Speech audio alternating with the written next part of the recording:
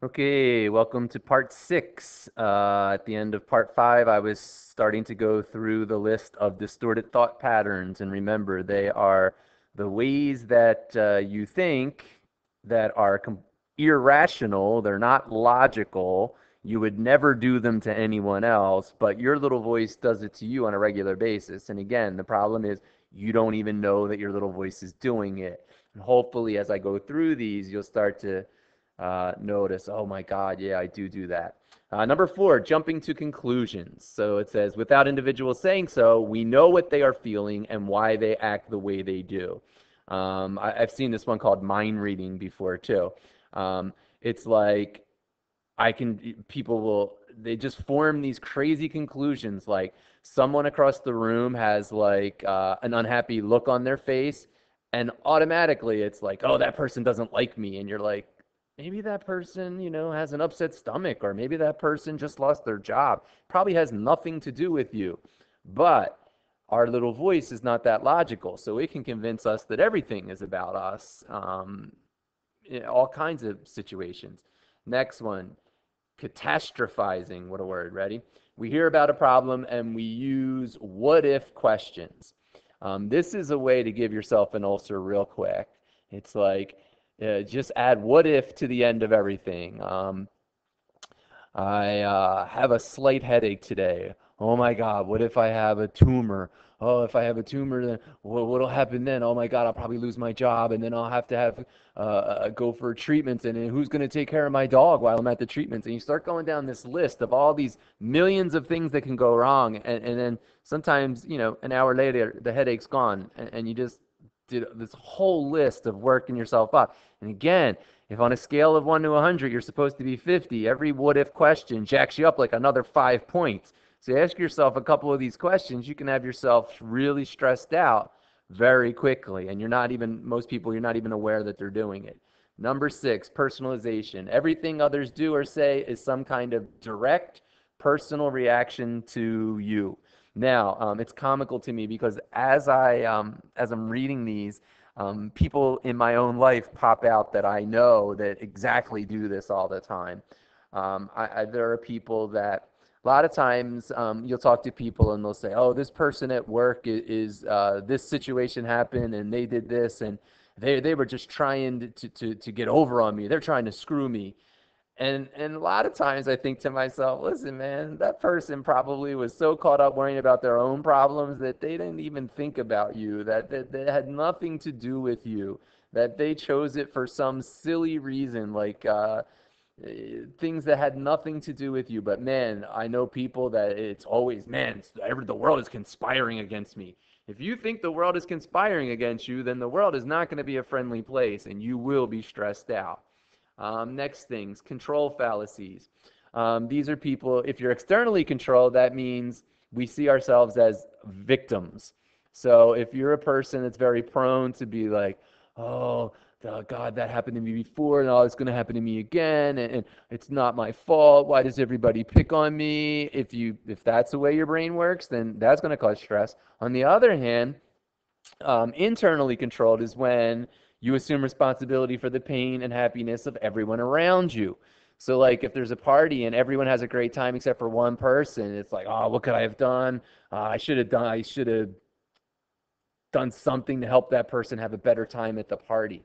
Well, guess what? It's basically everyone had fun except for one person, and there you are focused on that one person. And guess what? If they had a real problem going on, if they just got bad news from the doctor today, there wasn't nothing you were going to do that was going to help them. So, that's the control. Again, these are all things that cause stress. Another one is the fallacy of fairness. It's almost comical to me sometimes. It's like I work with kids a lot, and when they think life is fair, it's like cute, I almost want to pinch their cheek and go, "Oh, you're so cute." But I see adults all the time who are always like, "This isn't fair," and I'm like, "Listen, man, you're 40 years old. You haven't figured out life isn't fair yet. Life is so not fair. The trick is figuring out like how the game is played and how situations work, and maybe does the hardest worker always get promoted? No. Maybe your boss always promotes the person who focuses on one particular thing. They're the person who always asks questions in meetings. They might be awful at everything else, but man, if you ask questions in meetings, you're going to get promoted. Well, maybe you should stop crying about that. I admit that's stupid, but if you want a promotion bad enough, start asking questions in the meetings, even if you think it's silly. Um, Life is not fair, and it's almost comical how many adults that still think it's going to get fair. I hate to break it to you, it's not. Number nine, blaming people responsible for our pain, and they or take the other track and blame ourselves for every problem. So basically, this is where you go around. I don't even need a definition for that. It's either the whole world is conspiring against me, and guess what? There are some people that might try to hurt you, but if you focus on them, then you become a victim and then you're not able to solve it. The thing is to identify those people that are trying to trip you up and devise a strategy of how to deal with them. And we'll talk about all the different strategies as we get into that later. Number 10, should, is my personal, I don't want to say favorite. It's the one that I suffered from the most. I basically lived for years saying the word should all the time. I should have done that. Oh, I shouldn't have said that. I should have studied more. I should have did. Should is like the most guilt-ridden word in the history of the world. And if you grew up around people that use the word should, and then you start to use the word should, then your little voice will start to use the word should. And basically, it can guilt you. You just live a life of guilt all the time. And again, what we're going to do is half the problem, or more than half the problem, is realizing that you do this. They can all be fixed. Every one of these problems, these patterns, that's all they are patterns. They're things that we do regularly that once we're aware of them, we can start to change. But until you even know they're there, you're not going to try. There we go. There's the phone again. Okay, back from the phone call. Number 11 is so important that might even have to make a separate video about it later. This is one that is so important. Emotional reasoning. It's like what we feel must be true. I think part of the problem, one of the huge problems that people suffer from is that it's kind of like things are going okay in your life, and then all of a sudden you just feel kind of this. You feel sad, you feel stressed, you feel blah, blah, blah. And then instead of logically saying, like, is there a reason that I feel this way? We just believe it. Well, I'm feeling kind of sad, so I must be sad. Sometimes I personally have found like I'll just be feeling kind of sad or unhappy, and then I'll sit down for a second and be like, so is something really wrong? And I'll try to make a list, and sometimes there's not even anything wrong. It's just like a feeling, and feelings sometimes are true, but sometimes they're not. And it's really important to be able to identify when they are real. Okay, number 12, fallacy of change. What does that mean? We need to change people because our hopes for happiness simply depend entirely on them. If you're going to get your happiness for how other people are, you're in big trouble. 13, global labeling. Instead of describing an error in context of a specific situation, a person will attach an unhealthy label. Oh, this is the one. It's kind of like overgeneralization. It's like where you do something once and then you say, so I'm always doing this. One of the things for here I did, I'm an idiot. Like, I would never say that to anyone else. And man, you should not say that to yourself inside. Like, you might say, oh, I don't really mean it, or it's not that bad. Yes, it is. Anything that you wouldn't say to someone else, you should not be saying to yourself. Okay, always being right.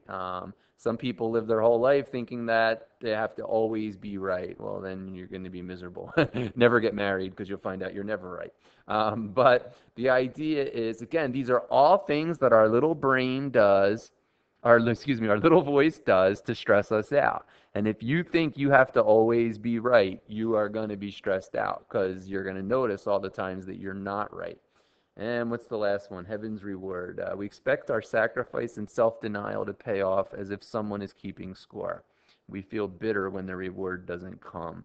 Yeah, if you're expecting a pat on the back uh, and you get one, call me and let me know who did it because that would be really nice. Actually, not to be so sarcastic, I try to do that sometimes, is try to thank people for the sacrifices they do because I really think a lot of times you don't ever hear anything about it. It's kind of nice if you notice somebody else sacrificing, if you can say something to them, that would be nice. But anyway, I digress.